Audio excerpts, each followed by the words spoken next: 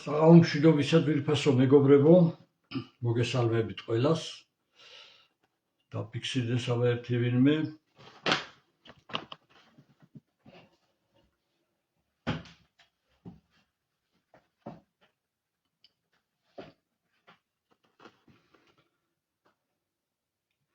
იმედია ვიქნები ეთერში, თუმცა ჯერ არავინ არ აჩანს, როგორც ხედავ.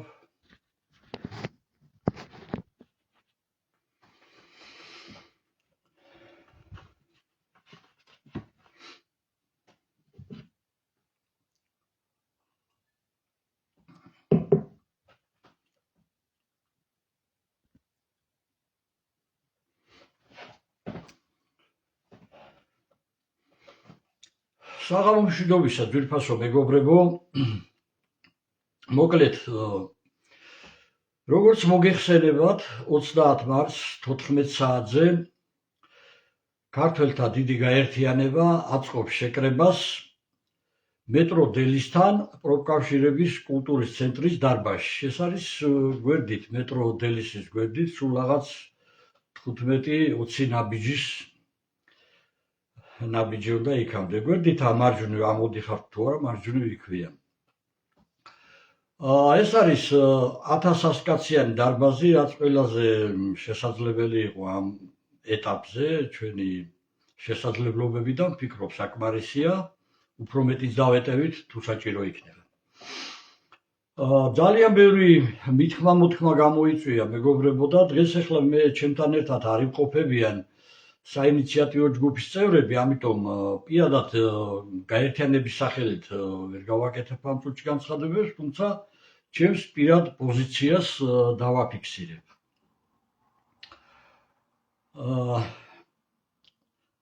საერთოდ ამ გაერთიანების მიზანი ყველამ რო კარგად გაიგოს, მეგობრებო, ბევრმა კიდევ კარგად ვერ გაიგო ამ გაერთიანების მიზანი, რომ ეს არ არის პარტია და ამის მიზანი არის სულ სხვა რამ. 33 წლის მანძილზე საქართველოში ხორციელდება მტრების მიერ ის ფორმულა, რომ საქართველო იყოს ქართველების გარეშე.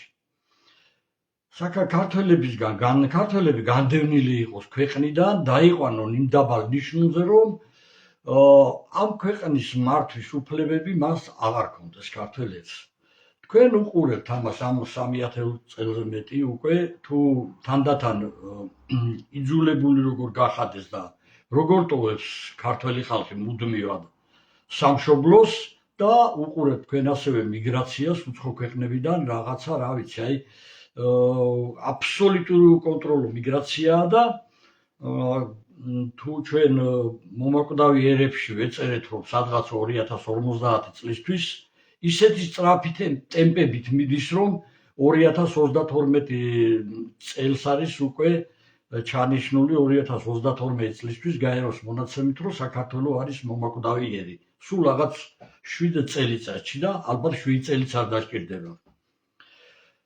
ეს იმხელა პრობლემაა, რომ ყველა კარგად ხვდებით მეგობრებო, რომ ვერც ერთი პარტია ამას ვერ აწევს, რაოდენ ეროვნულიც არ უნდა იყოს. ეს არის უზარმაზარი პრობლემა. პირველ რიგში საჭიროა ქართველებს ერთი პირი ჰქონდეთ. ეს არის ყველაზე უმთავრესი, რაც ჩვენმა მტერმა გააკეთა და დღეს 1000 ნაწილად არის, ესე იგი სამკვდროს ასოცოთ გადაკიდებული ერთმანეთზე და დაპირისპირებული ხალხი. აბსოლუტურად შეიძლება ითქვას, რომ აი ამ ჯგუფებს არცეც აღარ აქვთ ისეთი რაღაცა, აი კონკრეტული ისეთი გზა, რომ რაღაცა ამან ქართველი ერი გადაარჩინოს და გამარჯვებამდე მიიყვანოს და დაიცვას, გამარჯვებაც აღარ არის და ის ლაპარაკი ის თავის სამშობლო დაიცვას და გადაარჩინოს. ასევე ხშირად გაიგონებთ, ეხლა მე არ მინდა რომ სხვადასხვა უწყებებს შევეხო დღეს, მაგრამ ყველა რაღაცა ისეთი პოლიტიკა განახორციელეს საქართველოში, რომ ხშირად გაიგონებთ, რომ ჩვენ პოლიტიკაში არ ვერევით. თუმცა ესეც პოლიტიკაა, რომ პოლიტიკაში არ ერევით, ხო? ესე თავი დაიცვან, მაგრამ როდესაც ქვეყანას კარგავ, როდესაც შენი ქვეყნიდან ქართველობა ქრება და მის ადგილს იკავებს ინდოელები, ირანელები, არაბები, თურქები და ასე შემდეგ და ქართველი აღარ არჩება შენ ქვეყანაში და შენ ჩუმად იყო. არ ვიცი, შეეგო, ეს შეგუება ასეთ შემთხვევაში არის მონობა და ღალატი. ჩვენი ძირითადი მიზანი არის აი ამ ისტორიული იდეისა, მეგობრებო, რომ როგორმე შევძლოთ, როგორმე ყველას ეს უნდა აუხსნათ, რომ ყველა უნდა დაივიწყოს პირადი წყენები, რაც ახლა აი ეს დღეები სოციალურ ქსელში თავდასხმები და არის შეთვის გაუგებარია აბსოლუტურად ქართველ კაცს როგორ არ უნდა გინდოდეს ქართველი ერის გაერთიანება. ეს უნდა მხოლოდ და მხოლოდ მტერს. ეს უნდა თავის დროზე შაჰაბას და რომ ოღონდ ერთი პირი არ მისცე ქართველებს, ხო? არ ვიცი მე ახლა იმდენი რაღაცა შეურაცხყოფები მივიღე, პირდაპირ გასაკვირია. მინდა ნამდვილად არაფერი არ მაინტერესებს მე აბსოლუტურად ამ გაერთიანების მეტი უბედნიერესი ვიქნები, იცით თქვენ რომ თავიდან ეს იდეა ჩემგან წამოვიდა, უბედნიერესი ვიქნები, ჩვენ მხოლოდ და მხოლოდ აი გზა გავუკაფოთ, გავაერთიანოთ ეს და სწორედ აი ის ახალგაზრდები, თუნდაც რომლებიც ილანძღებიან ცხოვრებაში, გულში ჩადება არ მიყვარს რაღაც ყენისა, მაგრამ სწორედ ინად გავუკაფავთ გზა და მათი იქნება ეს ქვეყანა და ეს ნორმალური ქვეყანა, მე როცა გაერთიანდება ეს ქვეყანა. და როცა მართლა ეროვნული ხელისუფლება მოვა ქვეყანაში და მიხედავს მართლა და ქვეყანას და აი ამ მუდმივი გაჭირვების ჭაობიდან ამოიყვანს საქართველოს მოქალაქეებს. არ ვიცი ახლა ზოგმა გასაკვირია პირდაპირ ახლა ზოგმა მიწოდა რომ ღვთისმგმობელიო, რელიგიის მტერი და ღვთისმგმობელი და პირიქით კაცო, როგორ შეიძლება ახლა კაცი არ მიცნობდა ასეთ რაღაც მაბრალებ ამ ძიმე მარხვაში, ღმერთმა შეულდოთ ახლა არ ვიცი, მე პირადად ვარ მხატვარი მეგობრებო და ასევე ვარ ხატმწერი და მე შემისრულებია ხატები დამიწერია და 4 სახარება მაქვს მოხატული, გაფორმებული და ეს სახარებები, ეს საკმაოდ დიდი სახარებები, იშვიათი მხატვრობით მაქვს გაფორმებული, გადაცემული მაქვს რუის-უბნისის ეპარქიაში. ასევე ახლა მინდა მათ გავცე პასუხი ამას წყენით არ ვამბობ, მაგრამ რომ იცოდე, რომ პირიქით სწორედ სამიზნე არის მართლმადიდებელი ეკლესია და ამის დაცვა გვინდა ჩვენ მტრების მიერ, გარე მტრების მიერ, როგორც დაშალეს საბერძნეთის ეკლესია, ესეა ახლა მომართული საქართველოზე, საქართველოს მტრები, რომ საქართველოს მართლმადიდებელი ეკლესია უნდა გაანადგურო. ამას დიდი ხანია უკვე ბრძოლა მიდის სერიოზულად. და თუ ჩვენ ერთმუშტად არ გავერთიანდით ქართველი ხალხი, არაფერი არ გამოვა. ეს არის ამოღებული ბიზანში და ასევე ხედავთ თქვენ იმ გლობალისტების მიერ, იმ მასონების მიერ, როგორ დააპირისპირეს ორი მართლმადიდებელი ერი, უკრაინა და რუსეთი და 2 მილიონზე მეტი არის დახოცილი ამ ომში.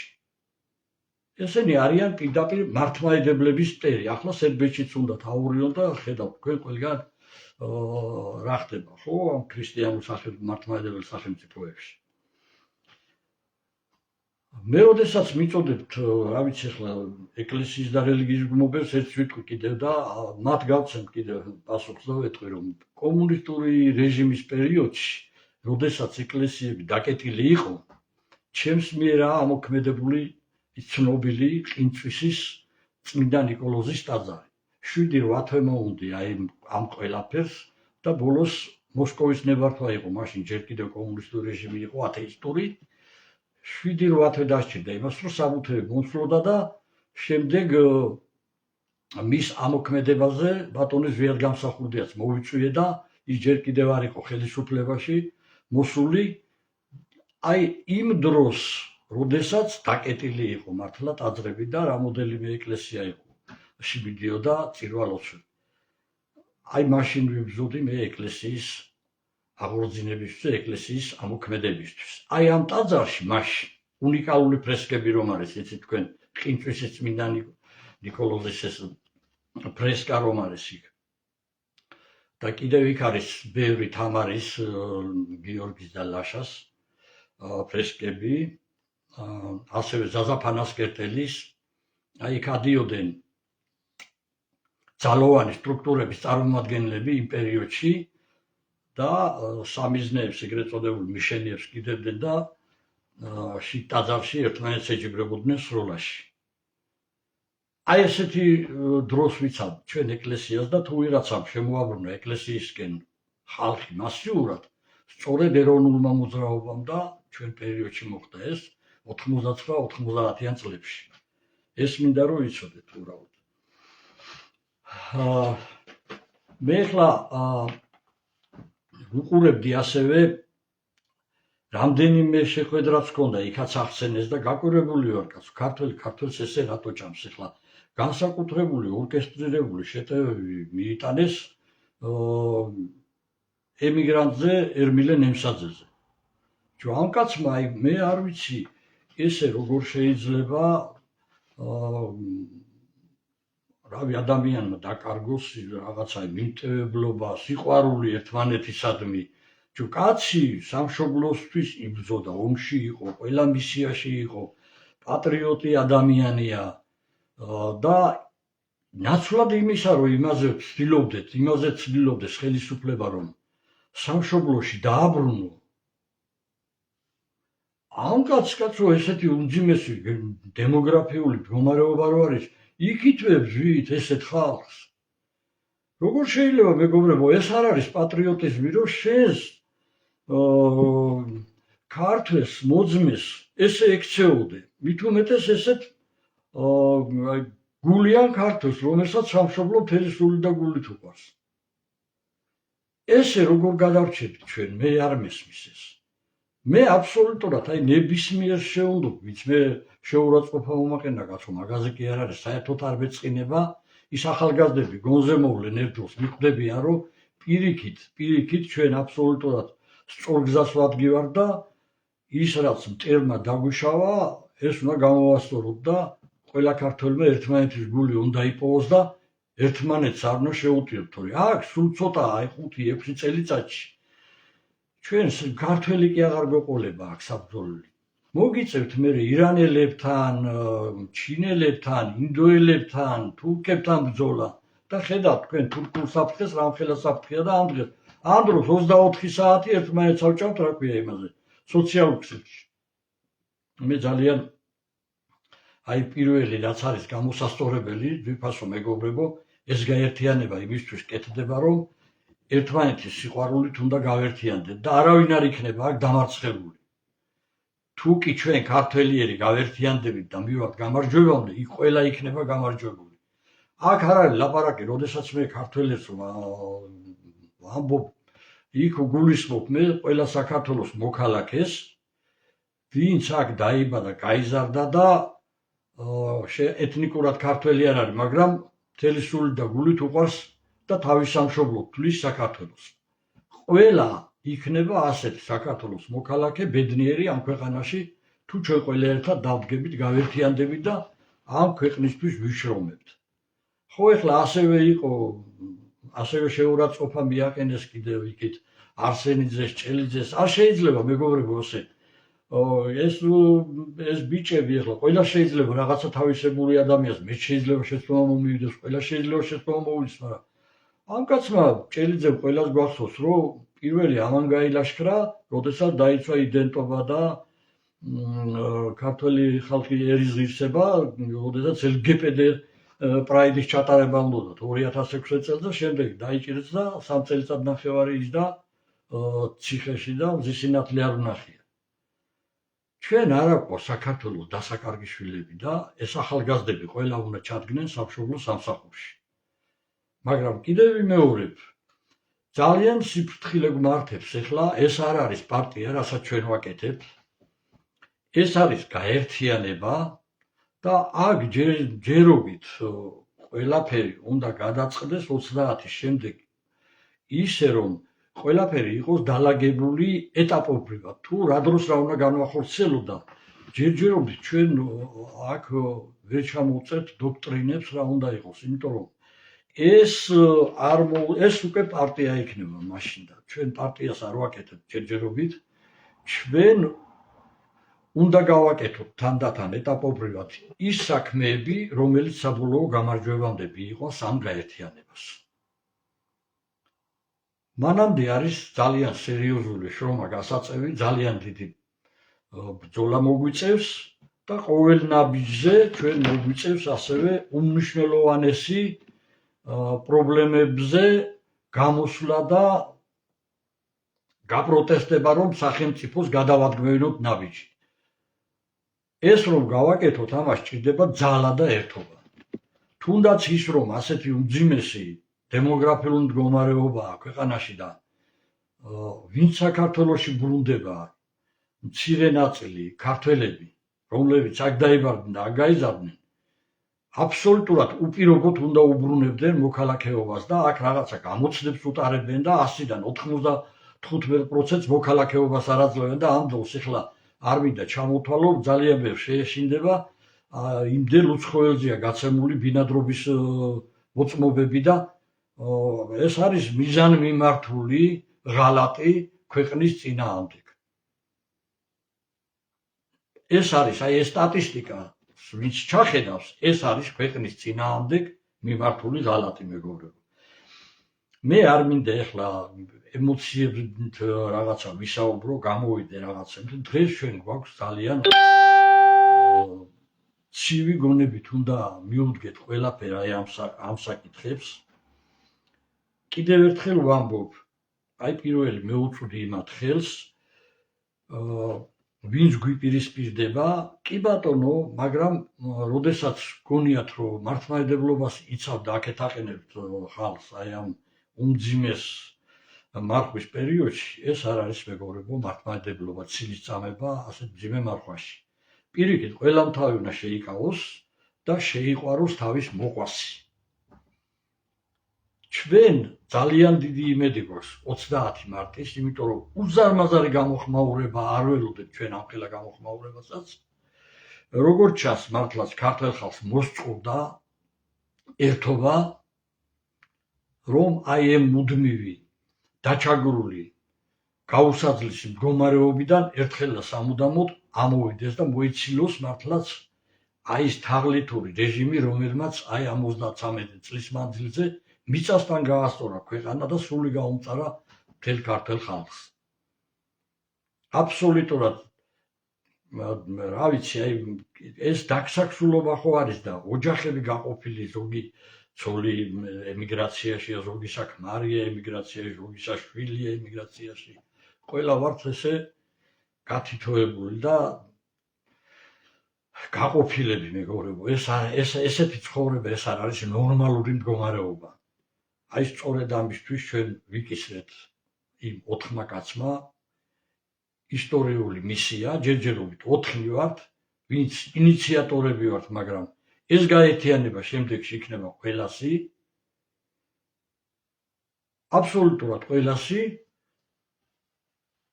ყველა ქართველი მამულიშვილი, ვისაც გული შესტკივა და უნდა რომ ამ ქვეყანაში კეთილი ძვრები დაიწყოს და კარგი ცხოვრება მოვიდეს და მზემ გამოანათოს, აბსოლუტურად ყველა უნდა ჩაერთოს ასეთი ხალხი და ყველასთვის ღიაა კარი.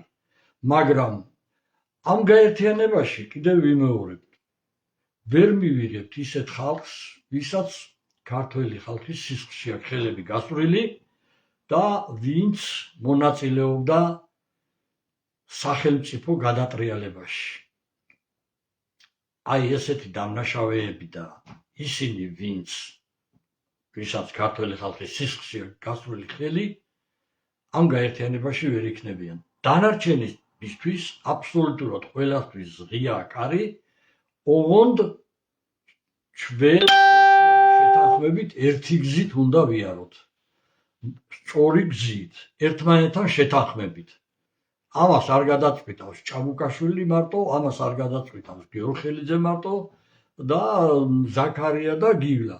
ამას გადავწყვიტავთ შემდგომში ყველა ერთად და გაერთიანებაში შეიქმნება რაღაცა გუნდი, ასევე ალბათ იქ იქნებიან რაიონის ხელმძღვანელი პირები, რომლებიც აი ამ გაერთიანებას უხელმძღვანელებენ სხვადასხვა რაიონებში და ყველა ერთად გადაწყვიტათ ხოლმე მნიშვნელოვან საკითხებს. ეს გაერთიანება ყოველთვის დაიცავს ქართველი ხალხს აი ამ რეჟიმის ჩაგვისგან და ეს გაერთიანება იმედი მაქვს სულ მალე მიაღწევს ისეთ დიდ მასშტაბებს, რომ გამარჯვება იქნება ძალიან საოცარი, საოცნებო ყველა ქართველისთვის და ყველა საქართველოს მოქალაქისთვის და ერთხელ და სამუდამოდ ეს ქვეყანას დაადგება განვითარების გზა. აბსოლუტურად თავდაყირაა ყველაფერი, განათლება გინდა, ჯანდაცვა გინდა, არაფერი არ არის ქვეყანაში მეგობრებო, ყველაფერი დაქცეული აბსოლუტურად და ყველაფერი გამოსწორდება, ყველაფერი იქნება კარგად, თუ ჩვენ ქართველი ხალხი ერთად დავდექით და თუ ჩვენ საქართველოს მოქალაქეები ყველანი ერთად დავდგებით. ეს მინდოდა მე თქვა, არ მინდა კიდევ ვიმეორებ, რომ ემოციებს ავყვე, ყველას თქო კიდევ ერთხელ იქნება ჩემი თხოვნა, რომ რაღაცა მორატორიუმით გამოვაცხადოთ და ნუ მივაყენებთ ერთმანეთს შეურაცხყოფას. შეიძლება შემდგომში მე ძალიან ახლო მეგობრებიც გავხდეთ.